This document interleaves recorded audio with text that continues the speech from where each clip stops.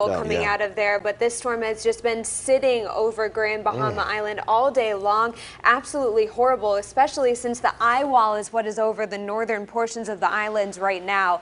So this shows you just the vast energy with this storm. I know it's hard to see what's underneath, so we're going to zoom in, but I want to give you a broad picture of just how destructive this storm is and how much energy there is with this storm. So this is picking up on the radar site from Florida, so not picking up on the full structure of the storm, but you can get the gist here. This storm has just been sitting over Grand Bahama Island all day long. The eye wall is right here. Whenever you see the eye wall, that's where the strongest winds, the heaviest rain, the greatest storm surge, that is where that is all concentrated. So this is the worst place to be in a hurricane, and unfortunately, it's just been wobbling over Grand Bahama Island all day long. This storm is not moving. Still about 100 miles off the coast of West Palm Beach in Florida, but the storm is going to gradually start to lift north. So there has been a little bit of improvement, at least a little bit of a sigh of relief for Florida, because now the cone of uncertainty does not include the state of Florida. So whenever we look at the latest track from the National Hurricane Center, this line here is where the most probable area is, where the center of the storm will track, but this whole cone shows the possible track of the storm.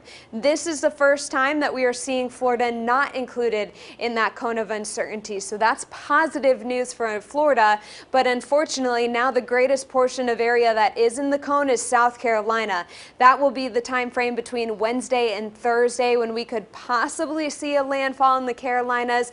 But even if this storm doesn't make a direct landfall, whenever we talk about landfall, that means the center of the hurricane crosses over land. Now we could still see the storm hug the coastline, and for anyone along the East Coast, that could be really not great with all the heavy rainfall and also the very strong winds. This is looking at our Barron model in-house of this storm that is trying to bring the western portions of this storm onto the coastline of Florida. That will mean heavy wind and rain, possibly hurricane force rains for some later into the week. The slow motion will start to pick up as we move into Thursday. The storm could potentially make a landfall anywhere from Charleston up through Wilmington. This is just what the Barron model is picking up on, but we'll have to be watching closely because there is still a lot of uncertainty as we move later into the week. We've been talking a lot about Dorian, but we have a lot to track in the tropics right now. We have 3 systems and also a wave that'll be coming off of Africa here shortly.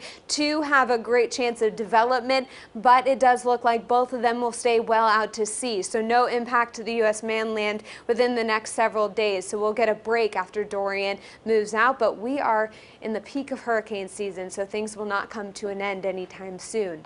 Right now, temperatures are in the 70s, upper 70s in Birmingham, 70 in Coleman. We'll fall to the low 70s this evening for most, and it's going to be another warm one tomorrow afternoon. 92 for your high in Birmingham, 94 in Tuscaloosa. Winds are mainly out of the north and northeast, so that'll keep us nice and dry. No rain in the forecast really over the next several days. Bus stop forecast is looking good. We'll be in the low 70s tomorrow morning. It'll be warm in the afternoon, but not quite as muggy as where we could be this time of year. And towards the end of the week, we're going to get an even more of a break from the humidity. We'll have a front move through by midweek, and that'll cool us down into the 60s over